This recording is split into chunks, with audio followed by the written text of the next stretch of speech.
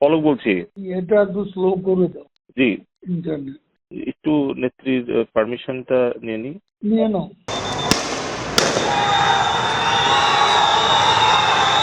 জুলাই অভ্যুত্থানের সময় তৎকালীন তথ্য ও যোগাযোগ প্রতিমন্ত্রী জুনায়েদ আহমেদ পলককে ফোন করে ইন্টারনেটের গতি কমিয়ে দেওয়ার নির্দেশনা দেন কার্যক্রম নিষিদ্ধ আওয়ামী লীগের সাধারণ সম্পাদক ওবায়দুল কাদের।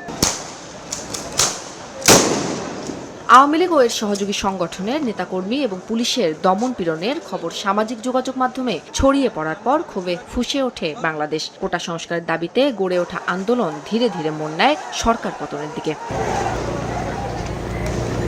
আন্দোলন দমনে মরণাস্ত্রের পাশাপাশি ব্যবহার করা হয় হেলিকপ্টার। এসব তথ্য যাতে বাইরে ছড়িয়ে না পড়ে সেজন্য ইন্টারনেট বন্ধের উদ্যোগ নেওয়া হয় বলে দাবি প্রসিকিউশনের।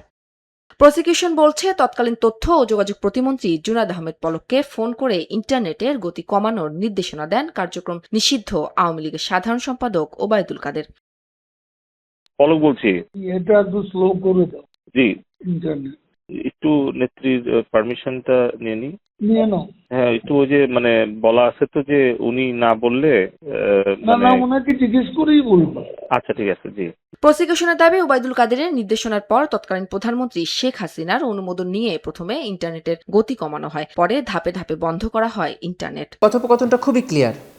ওবায়দুল কাদের ফোন করছেন আইসিটি প্রতিমন্ত্রীকে, ফোন করে বলছেন যে ইন্টারনেটটা স্লো করে দাও। উনি বলছেন প্রাইম মিনিস্টারের অনুমোদন লাগবে, কারণ উনি বলেছেন যে প্রাইম মিনিস্টার বলেছেন যে ইন্টারনেট বন্ধের আগে আমার অনুমতি নিতে। এরপরে আমরা দেখতে পেলাম ইন্টারনেট বন্ধ হয়ে গেল, স্লো হয়ে গেল। তাহলে বোঝা যাচ্ছে যে ওবায়দুল কাদের নির্দেশ দিলেন, শেখ হাসিনা সেই নির্দেশটাকে অনুমোদন করলেন, কার্যকর করলেন জুনায়েদ আহমেদ পলক। এরই মধ্যে এই মামলার তথ্য প্রমাণ হিসেবে এই কল রেকর্ড ট্রাইব্যুনালে দাখিল করেছে প্রসিকিউশন। উম্মে হানি, সময় সংবাদ, ঢাকা।